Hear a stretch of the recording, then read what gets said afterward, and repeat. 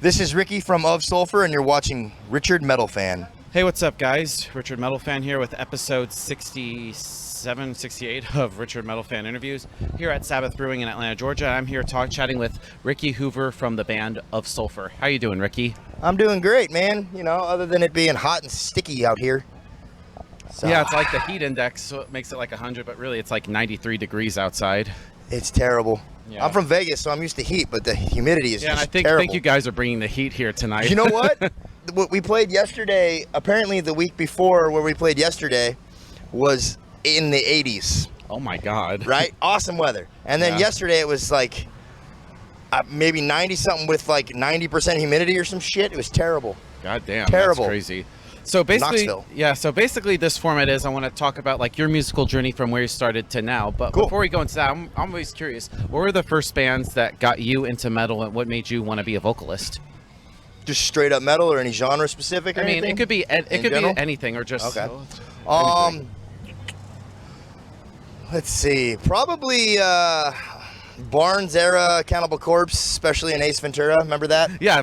I mean, who hasn't heard of that movie? Yeah, I'm not a big fan of his now anymore. He's a douchebag. But Yeah. you know, his current comments that he had to say. So, Yeah, but he's just a pissed off old man. It's another story for another time. Exactly. But probably that. Obviously Trevor from BDM, rest in peace. You know, he was very, very monumental in my developing as a vocalist. Yeah, I and would I say. heard he used to. Apparently, he lived in Atlanta.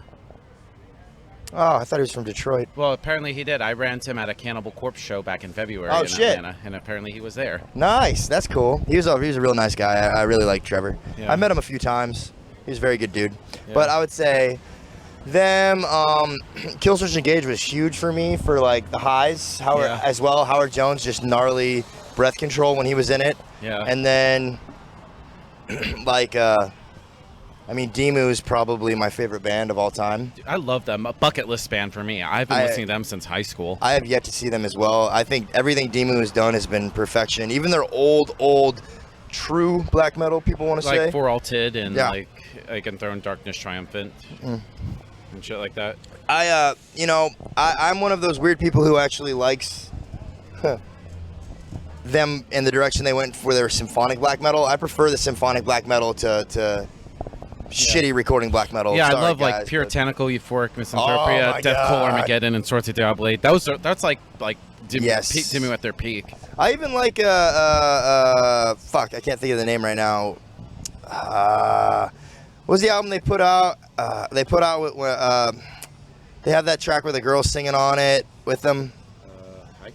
I'm pretty much lost as you, man.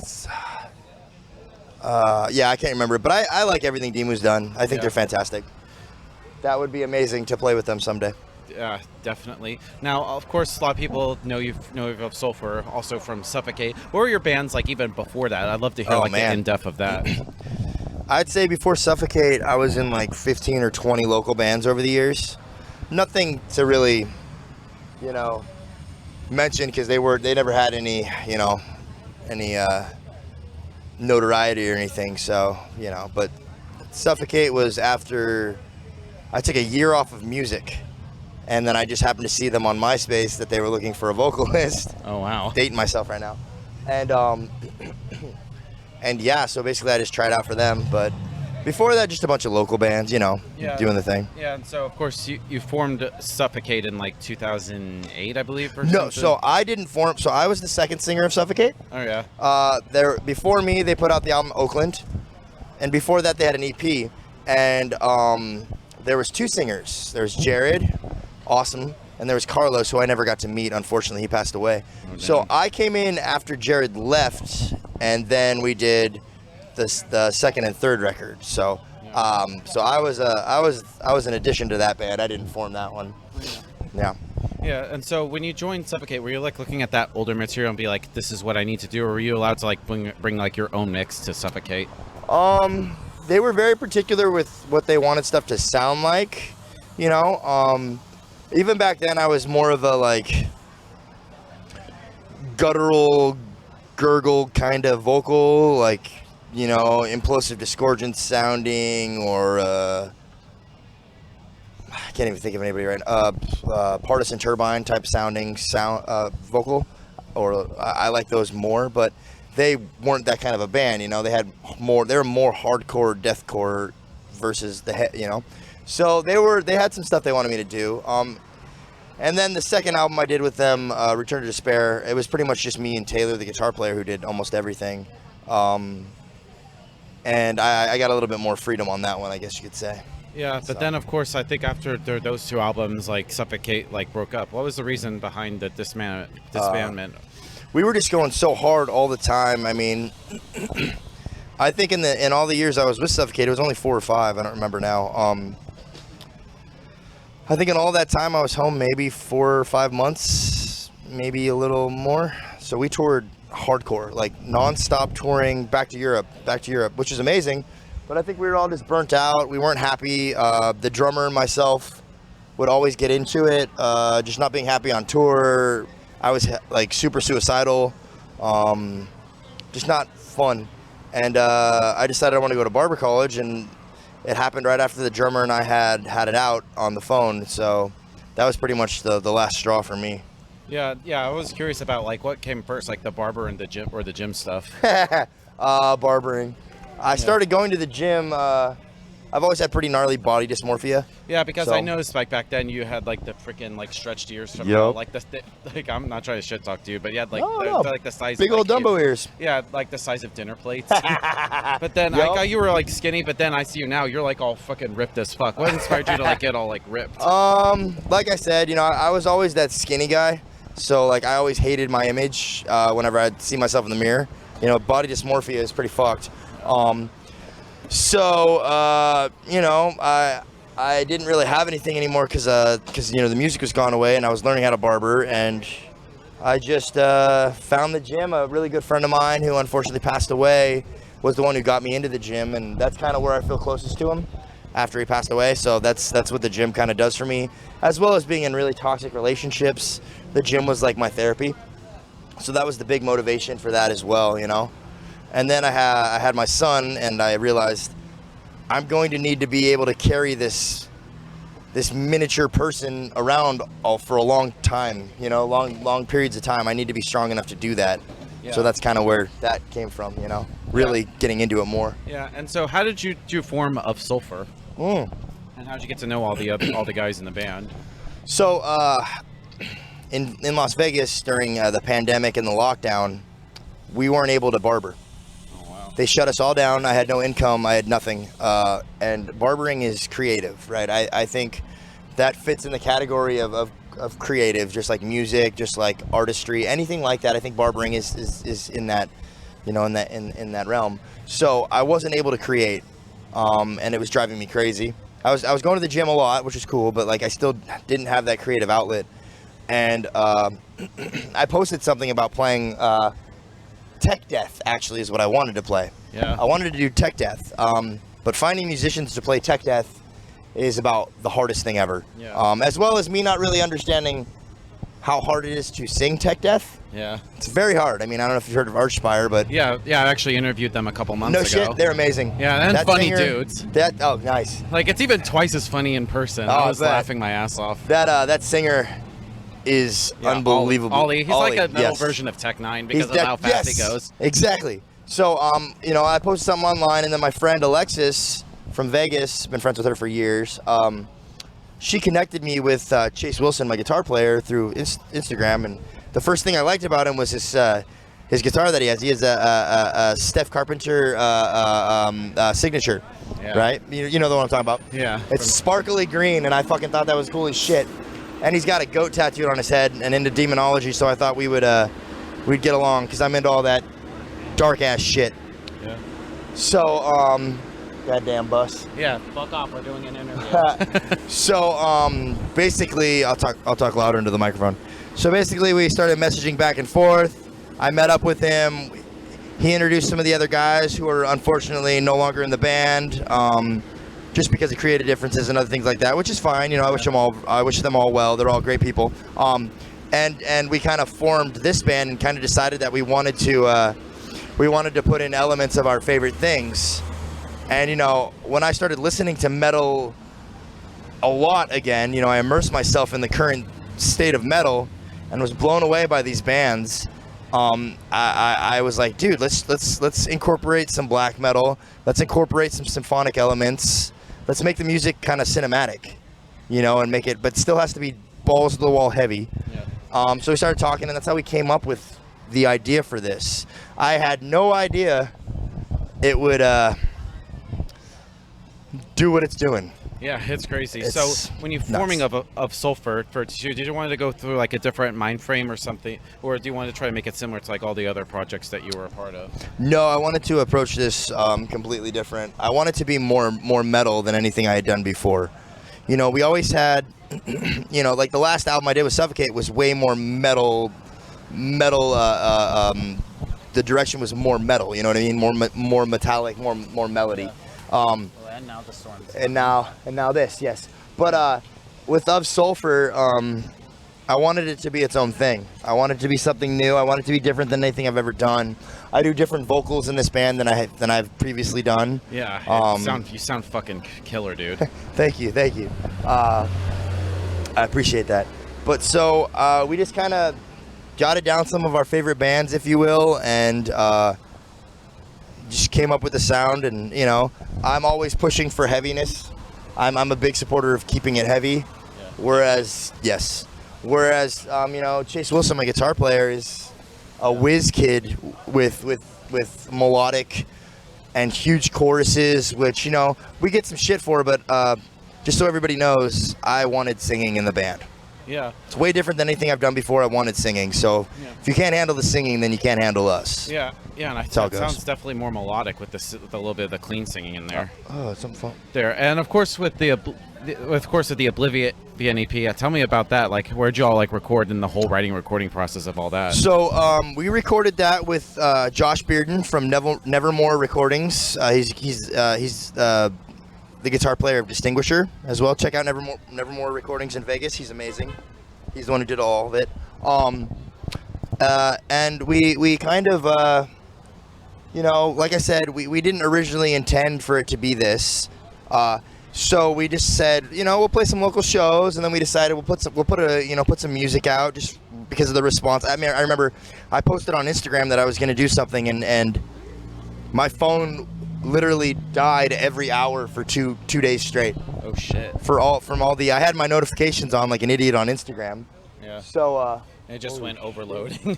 Yeah. So my phone. Yeah. So and then we're like, let's put some music out and let's do this and that, and wouldn't you have it, the Oblivion EP became a thing, and I decided the direction I wanted to write with this was something that I kind of touched on in Suffocate. But I wanted it to be 100% this direction. So lyrically, you know what I mean? Yeah. So was there any preconceived ideas making this, or there was a lot of trial and error and improvisation along the way? A lot of it was just plain dumb luck. Just trying shit out and just being like, yeah, let's see. And a lot of it was on a whim, So we didn't really have. I mean, there was some kind of planning, I guess, but we didn't really have the structured idea of things, until we started writing more songs, and then we're like, okay, we'll do an EP. Damn. Yeah. Now it's getting fucking windy. Bringing hell with us. Shit. See? Holy shit, windstorm. Yeah. All right, and of course with this release, you also collaborated with Tim Lambesis and Nick Arthur. Yep. What was it like working with them?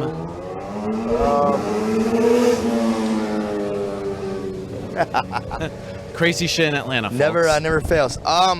Well, Nick Arthur and I have been friends for years, so we always wanted to do a track together, whether it be on Molotov or on Suffocate. So he's also really good friends with my guitar player Chase. So it was kind of just super easy for it to happen. He had a lot of good ideas on the song, and it just meshed really well, and it was really cool. With Tim and I have been friends for a long time. We lost touch a little bit, and then he reached out to me after he saw a before and after of my progress with lifting. Yeah. And we just started kind of talking and palling around, and I sent him a video of me covering an As I Lay Dying song. Oh. And he's like, "You want to do some music together?" And I was like, "Sure, man." I'm like, "Just so happens I'm writing an EP right now. Do you want to be on it?" And he's like, "Hell yeah." So I sent him the track. He sent me his vocals back, and there we go. it just kind of worked out, you know. Yeah, and with collaborating with them, does that like open like new stuff or new ideas like vocally for you? Oh yeah. Tim's part in Oblivion is unbelievably hard. Yeah, I remember hearing that. I was like, holy shit. I wonder if he's hiding around here. He's gonna come up and do your part. For that part specifically, like there is no breath. Oh wow. So it's like go like it's oh shit, a squirrel. Yeah. Whoa. I'm like that This is squirrel. great. But yeah, there's that part is very hard. So there's that, and then with Nick Arthur, he did this awesome orc type voice, I could describe it as, in the song, which then I in turn have to match when we both go together on the track. So that was cool, you know what I mean? So they both brought something pretty unique to it, I think. Yeah.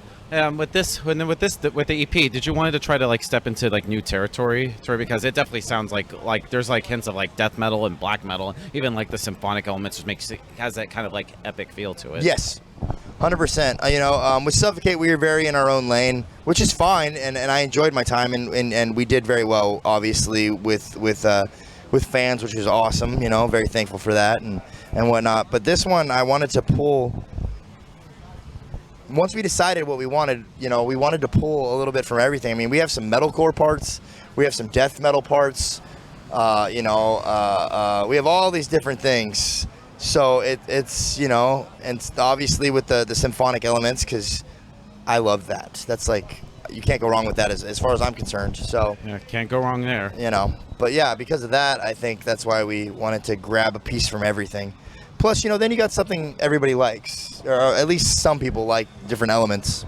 Yeah, the metal. Yeah. So, and of course you played for a little bit, but then of course you recently got signed with Century Media. How did they find you guys? It's actually pretty cool. You know, Century Media reached out to us, and we were talking back and forth for a few months. They came to a couple shows, I think a couple shows, and then they pitched us an offer, and you know, we had some other labels kind of looking at us as well. I'm not gonna say who, but some pretty big names. And essentially, Century Media just put the best offer on the table. And you know, we went back and forth for a good amount of time with our lawyer, getting everything to exactly where we want it. You know, we're very happy to be on Century, and they've been very accommodating with everything I have as far as my vision that I now have for the band.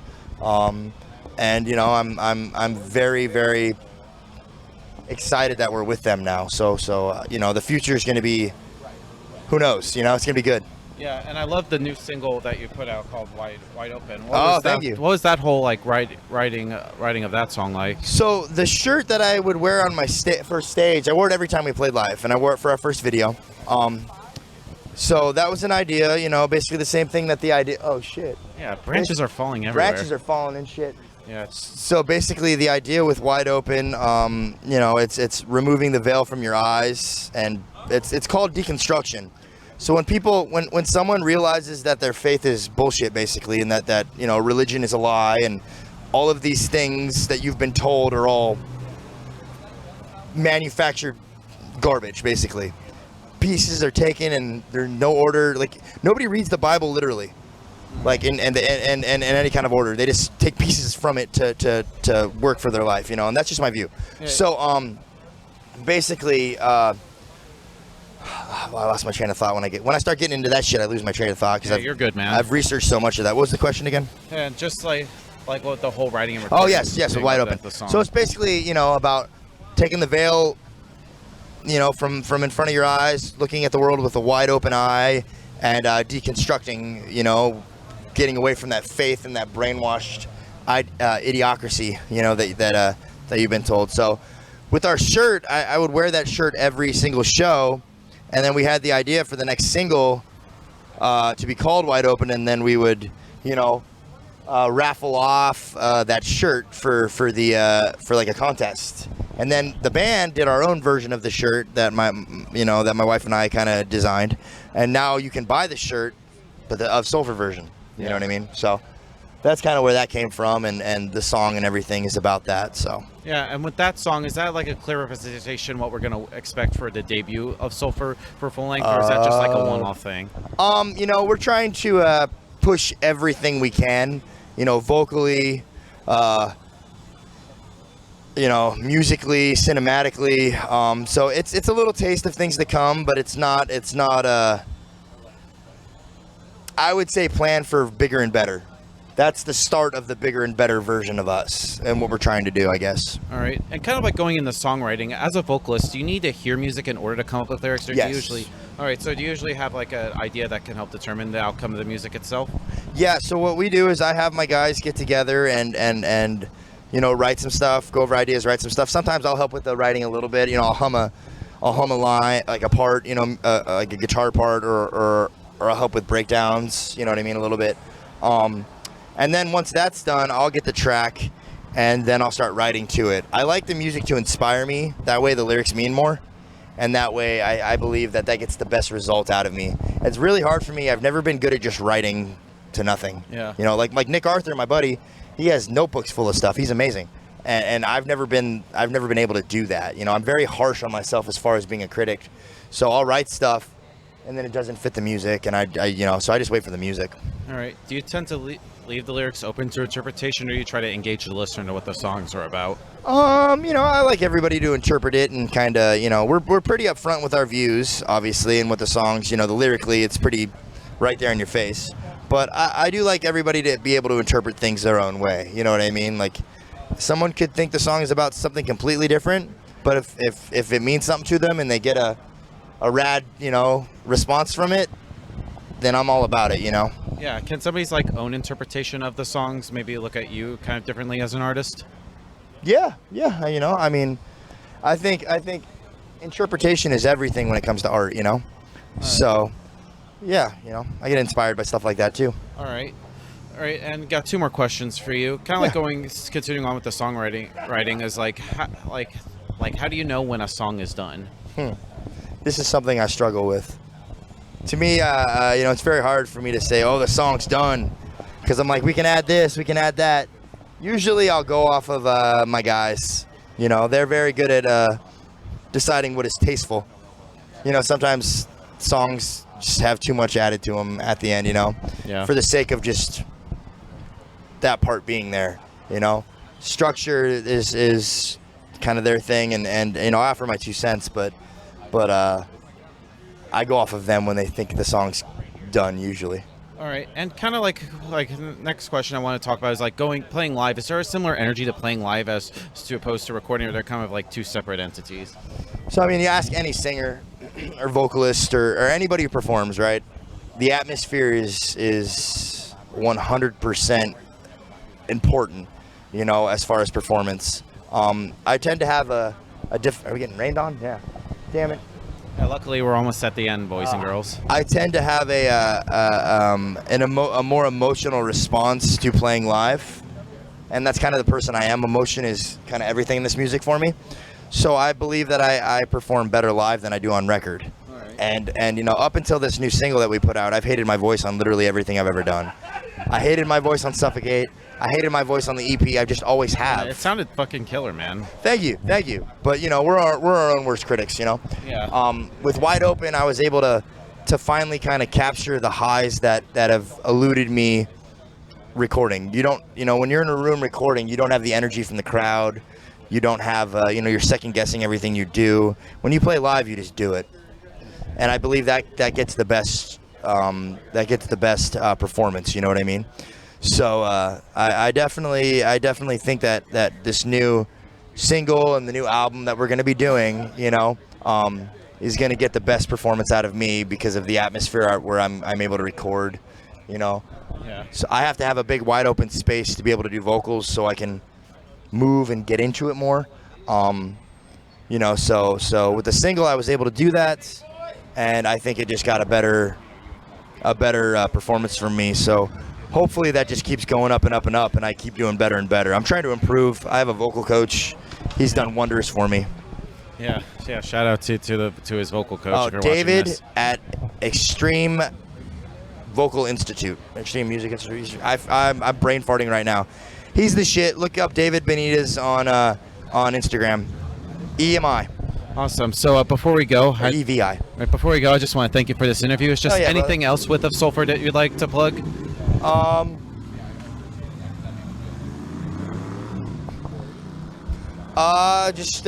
If you guys are into it, stay tuned. We're not done. Far from it. We got a lot more stuff coming, a lot of exciting things, and expect a full length here in the not too distant future. Awesome. So everybody, Ricky from Ov Sulfur, we'll see you next time.